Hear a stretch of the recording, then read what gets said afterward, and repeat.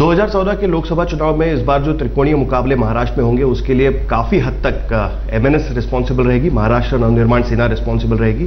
और कैसे होगी, किस तरीके से ये चुनाव लड़ेंगे, इस पर बात करने के लिए हमारे साथ खुद महाराष्ट्र नवनिर्माण सेना के अध्यक्ष राज ठाकरे उपस्थित है। 2009 का चुनाव आपका पहला चुनाव था और जैसे मैंने कहा, एक प्रेस कॉन्फ्रेंस मुझे याद है, आपने चुनाव के नतीजे आने के बाद कहा था कि आपने मुझे इतना मारा लेकिन मैंने एक ही मारा लेकिन सॉलिड मारा। आई थिंक अमिताभ बच्चन की फिल्म का ये डायलॉग आपने सुनाया था। इस बार भी आप यही डायलॉग सुनाएंगे कि इसके आगे भी कुछ बात होगी? 2009 की इलेक्शंस जो हुए थे मेरे पार्टी फॉर्म होने के बाद की पहली इलेक्शन थी और जिस तरह से उस वक्त परफॉर्मेंस हुआ था वो सबको याद है। मेरे कुछ उम्मीदवार कुछ बहुत ही कम वोटों से उस वक्त गिरे थे और हर एक जितने भी मेरे उम्मीदवार थे उनको 1-1 लाख के ऊपर वोट मिले थे। हमारे नासिक के उम्मीदवार को 2 लाख के ऊपर वोट मिले थे।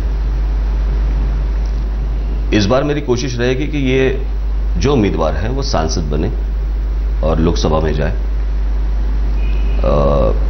इसके लिए मेरी पूरी कोशिश इस इलेक्शन में रहेगी। ऐसा लग रहा था कि आप यहां तक सोच रहे हैं कि अगर कांग्रेस एनसीपी को मात देनी है तो 2014 में भले नरेंद्र मोदी के नाम पर, लेकिन शिवसेना बीजेपी के साथ जाया जा सकता है। कुछ उम्मीदवार कम उतारेंगे लेकिन एक साथ लड़ेंगे तो कांग्रेस एनसीपी को हरा सकते हैं। ऐसा कहीं आप सोच रहे थे? बात ऐसी है कि जो मैंने मेरी पहली पुणे की रैली में मैंने बताया था जी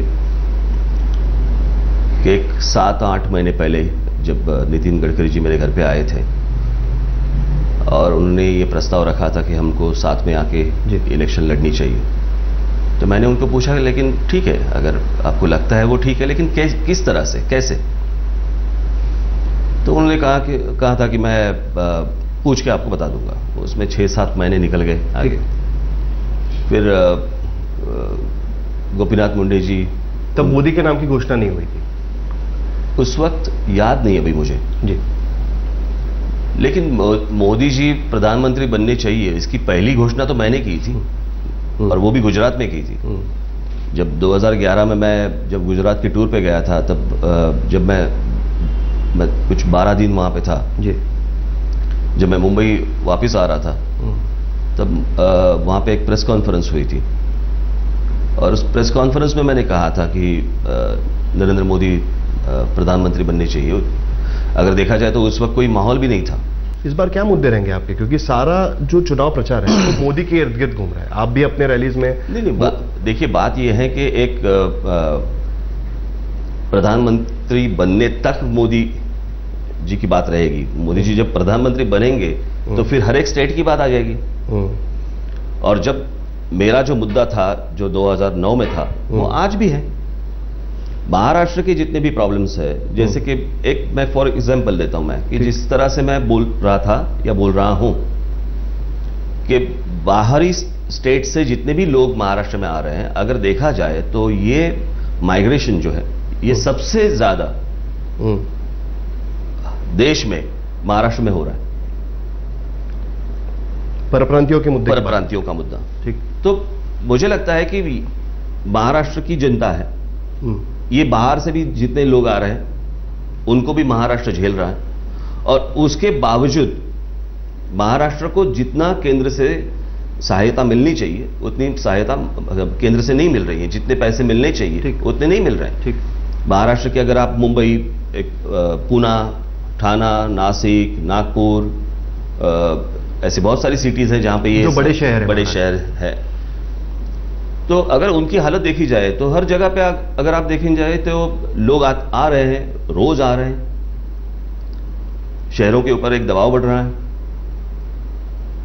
और ऐसी स्थिति में मुझे लगता है कि केंद्र सरकार को इस महाराष्ट्र राज्य की तरफ एक अलग किस्म से देखना चाहिए।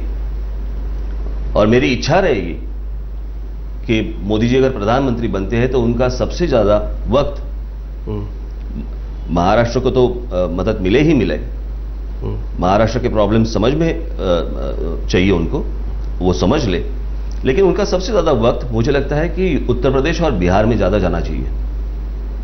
तो क्या आप मोदी जी से ये उम्मीद रखते हैं कि जो क्योंकि क्या है, देखिए आज तक के जितने भी प्रधानमंत्री आए हैं इस देश में, वो आए हैं उत्तर प्रदेश से। मोदी जी भी उत्तर प्रदेश से ही प्रधानमंत्री बिल्कुल, बने। मैं वही बोल रहा हूं कि अगर पंडित जवाहरलाल नेहरू, अगर इंदिरा जी देखेंगे, राजीव गांधी देखेंगे, अटल बिहारी वाजपेयी जी देखेंगे, सोनिया गांधी भी वहीं से आते हैं, बाकी सारे लोग वहीं से आए हैं आज तक। सो सबसे ज्यादा जो प्रधानमंत्री इस देश के बने हैं वो उत्तर प्रदेश से बने हैं। और उसके बावजूद उस स्टेट से लोग बाहर निकल रहे हैं और दूसरे शहरों में जा रहे हैं काम ढूंढने के लिए। वो भले काम ढूंढने के लिए निकलते हैं, लेकिन जिस शहरों में जा रहे हैं, जिस स्टेट में जा रहे हैं, वहां पे तकलीफें बढ़ रही हैं। तो वो जो 2-3 स्टेट है, मुझे लगता है कि उनके ऊपर अगर वो फोकस करे, कंसंट्रेट करे, ताकि वहां से लोग बाहर ना जाए और दूसरे स्टेट को प्रॉब्लम ना आ जाए। तो उत्तर भारतीयों के मुंबई में आने पर रोक लगने के बाद आप मोदी से भी एक्सपेक्ट करते हैं कि वो आपकी बात मानेंगे? जो आपका मेरी कोशिश ये रहेगी, आपने मुझे पूछा कि आपके मुद्दे क्या रहेंगे, तो ये मेरे मुद्दे रहेंगे, ये मेरी कोशिश रहेगी जी।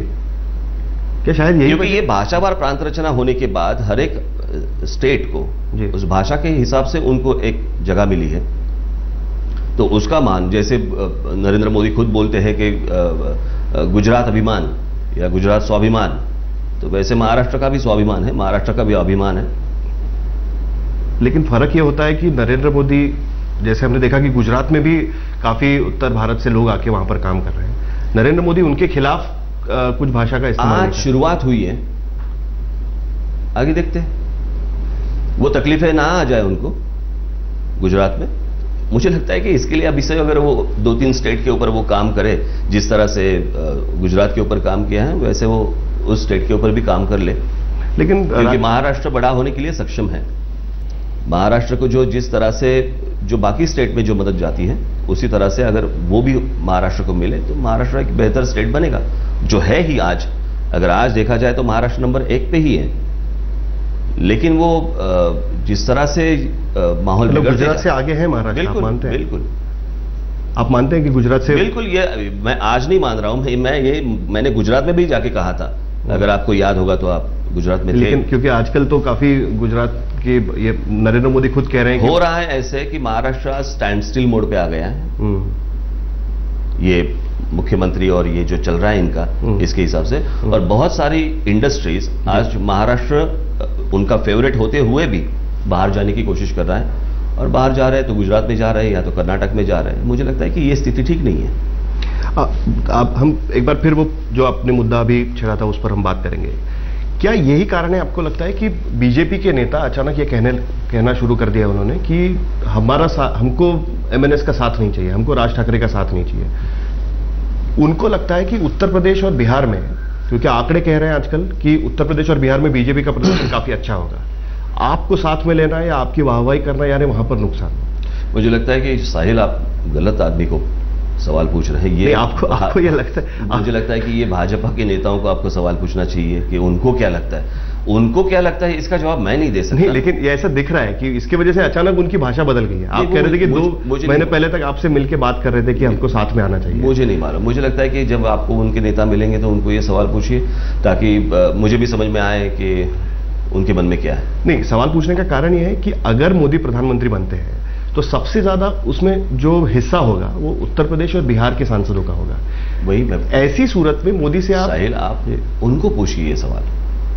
मेरा जो राजकारण है, मैं जो भी राजनीति कर रहा हूं, वो महाराष्ट्र तक ही सीमित है जी।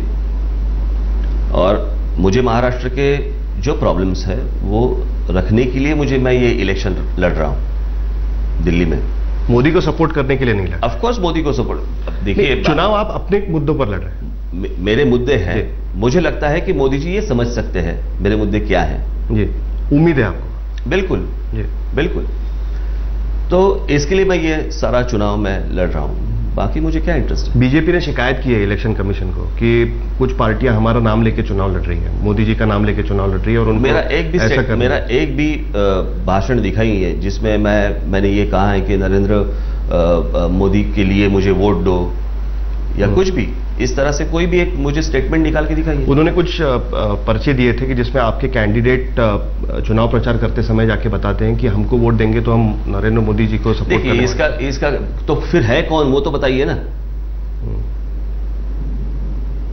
यानी बिना किसी का नाम लिए आप सिर्फ एक माहौल खड़ा कर रहे हैं कि ये लोग इनका मोदी जी का नाम ले रहे हैं, तो फिर कौन है वो तो बताइए मुझे। वो तो नहीं बता रहे वो। नहीं, उनको तो आपने एकदम अचरज में डाल दिया है ना कि ना आप उनके साथ में हैं, ना आप उनके साथ में गठबंधन में हैं, लेकिन फिर भी आप वाहवाही कर। अरे अगर मुझे एक आदमी अगर पसंद है, अगर वो प्रधानमंत्री बनना चाहता है, अगर मैं चुनाव लड़ रहा हूं, मैं इंडिपेंडेंटली एक मेरी पार्टी का चुनाव लड़ रहा हूं, मुझे लगता है कि ये आदमी प्रधानमंत्री बनना चाहिए, तो मुझे सपोर्ट नहीं करना चाहिए क्या? इनके सिर्फ गठबंधन में आने से ही यानी वही सिर्फ मोदी की बात करेंगे? अरे आज तक, अभी तक तो देखा जाए तो ये अपने चुनावी प्रचार में मोदी जी का नाम भी नहीं ले रहे थे। कैंपेन तो उनके इर्द गिर्द ही चल रहा है पूरा। नहीं तो मैंने ये कहा क्या कि अंदर से मुझे भारतीय जनता पार्टी का सपोर्ट है, मैं भारतीय जनता पार्टी को सपोर्ट कर रहा हूं या और कुछ? मेरा क्लियर स्टैंड है, मुझे एक आदमी का, मैं उनके काम का प्रशंसक हूं। मुझे लगता है कि अगर मेरे जो उम्मीदवार चुन के आएंगे उनको सपोर्ट करेंगे, दी एंड। और क्या है? नरेंद्र मोदी आजकल इंक्लूसिव पॉलिटिक्स की बात कर रहे हैं, इंक्लूसिव मुद्दों को लेकर बात कर रहे हैं कि सांप्रदायिकता नहीं होनी चाहिए, सबको साथ में आकर यहां पर काम करना चाहिए। ऐसे में आपका और मोदी का तालमेल कैसे हो पाएगा राजी? आपके मुद्दे पूरी तरीके से अलग हो जाएंगे। देखिए, हर एक जो स्टेट लेवल के जो नेता हैं वो अपने स्टेट की ही बात करते हैं, ठीक, ओके? फिर वो जयललिता हो या और कोई भी हो। मुझे लगता है कि एक बार मोदी जी ने एक स्टेटमेंट किया था कि हमें केंद्र से पैसे नहीं चाहिए, लेकिन केंद्र हमारे से पैसे ना मांगे। हमारे राज्य के पैसों के ऊपर हम लोग स्टेट चला सकते हैं, बराबर? ठीक। तो वो जब मुख्यमंत्री थे तब तो उन्होंने ये स्टेटमेंट किया था। आज वो प्रधानमंत्री बनने जा रहे हैं, तो मुझे लगता है कि उनका एक स्टेटमेंट अलग होगा। वो क्या स्टेटमेंट करते हैं उससे मैं मेरी भूमिका बदलूंगा? नहीं, आपकी उम्मीद उस पर निर्भर होती है ना। बिल्कुल, हर एक प्रधानमंत्री को हर एक स्टेट की तरफ ध्यान देना चाहिए। सो मेरे महाराष्ट्र राज्य के जो प्रॉब्लम्स है मैं उनके सामने बिल्कुल रखूंगा, मेरे सांसद रखेंगे।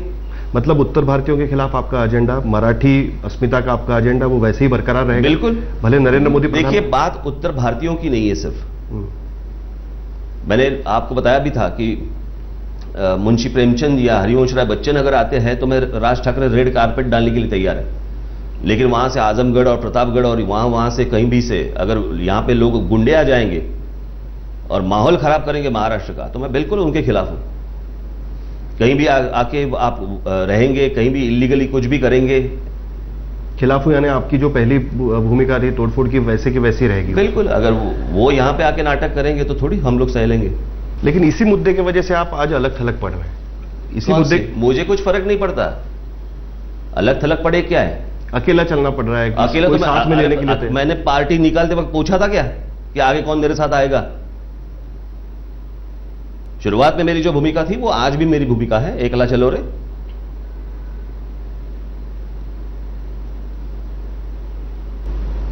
मेरी जो भूमिका है, उस दिन आपको याद होगा अमिताभ बच्चन साहब जब हमारे यहां पे आए थे जी, तब भी मैंने यही कहा था। सबको आश्चर्य लगा था कि अमिताभ बच्चन, इतना सब होने के बाद बच्चन आपके, इतना सब होने के बाद नहीं, इतना सब आप लोगों ने करने के बाद नहीं, शुरुआत तो आपके भाषण से हुई है। मेरे भाषण से हुई थी, लेकिन मेरे भाषण और आपने जो दिखाया था, आपने यानी सिर्फ आपकी बात नहीं कर रहा हूं मैं, सारे हिंदी चैनल के लोगों ने।